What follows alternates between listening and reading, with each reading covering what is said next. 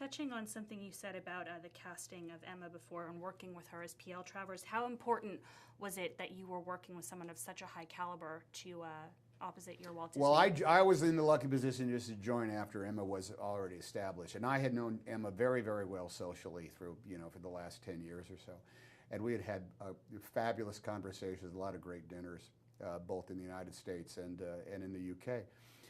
And working with her, I knew, I said, look, well, there's nobody that's more of a professional than Emma is, and there's nobody who understands how to take a scripted word, because she's a writer herself, and perform it in a film. So knowing that she was going to be as thoroughly in the moment and prepared as she was, well, that just raised my game. I really had to make sure that I knew what I was going to be. It's intimidating. It's no lie, intimidating with working with someone that you really like, as well as someone who you truly admire, and someone who is as facile at the craft of acting on screen as Emma did. So I think we were both, we loved it. The give and take that we shared was all about in the dialogue. It wasn't like a lot of goofing around or getting to know each other in the course of making the scene. And I think we gave John Lee Hancock probably 40% more usable footage just because we were so specific of what we were each doing.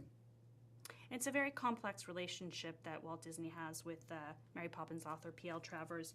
How would you describe that relationship and talk a little bit about the immovable object that Pamela Travers was to Walt Disney? Pamela Travers hated Walt Disney, and she hated America, and she hated movies, and she hated cartoons, and she hated that she had to give up this creation of hers over to some sort of like commercial buffoonery that she felt Mary Poppins was from the get-go.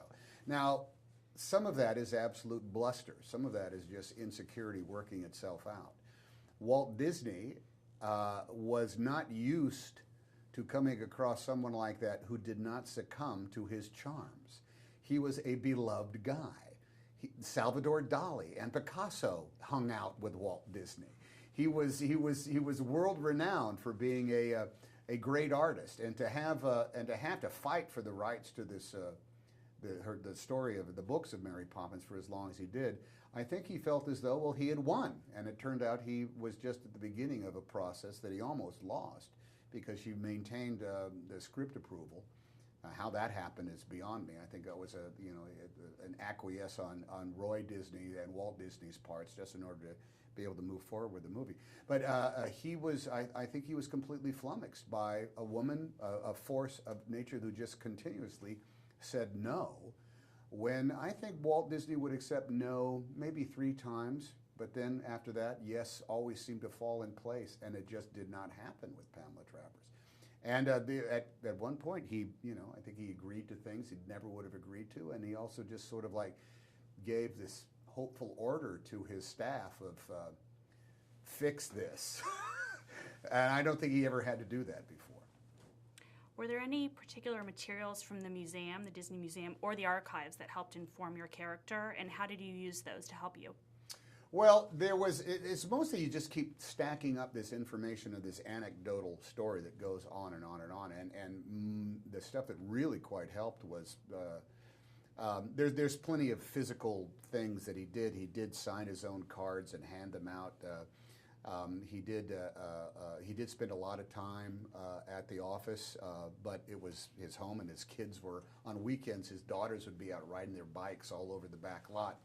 But then you talk to somebody like Richard Sherman, who worked day in and day out with him. Richard gave a magnificent anecdote that immediately made it into the movie, which was that his lack of high praise. If Walt Disney liked what you did, he didn't go on and on, oh, that's great, that's perfect, that's exactly what I want. You guys knocked me out, way to go. This is absolutely perfect, bravo. He didn't say that. He would say, that'll work. That's what he said. That was the highest praise that you could get from Walt Disney in the room. And it's in the movie because we heard it from the source. Great. Thank you very much.